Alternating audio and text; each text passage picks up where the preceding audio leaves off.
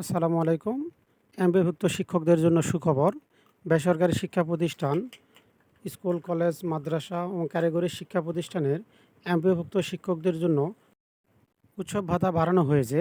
এখন থেকে এমপিওভুক্ত শিক্ষকরা 50% উৎসব ভাতা পাবেন, যা পূর্বে 25% উৎসব ভাতা ছিল। আজ সোমবার 26শে মে অর্থ মন্ত্রণালয়ের অর্থ বিভাগ এই আদেশ জারি করেন এবং এই আদেশের পক্ষে অর্থ মন্ত্রণালয়ের উপসচিব শরীফুন্নেছা স্বাক্ষর করেন। এবং এখানে আরও উল্লেখ করা হয় যে এমপিওভুক্ত শিক্ষা প্রতিষ্ঠানের কর্মচারীগণ পূর্বে থেকে 50% উৎসব ভাতা পেয়ে আসছেন এবং তাদের 50% উৎসব ভাতা বলবৎ থাকবে। এ বিষয়ে জনাব শরীফুন্নেছাকে প্রশ্ন করা হলে তিনি এ বিষয়ে কোনো মন্তব্য করতে রাজি হয়নি। উল্লেখ্য যে সাবেক শিক্ষা উপদেষ্টা অধ্যাপক ওয়াহিদ উদ্দিন মাহমুদ এমপিওভুক্ত শিক্ষা প্রতিষ্ঠানের শিক্ষকদের উৎসব ভাতা বৃদ্ধিকরণ এবং আগামী অর্থ বাজেট থেকে শিক্ষকদের বর্ধিত বেতন দেওয়ার কথা উল্লেখ করেছেন।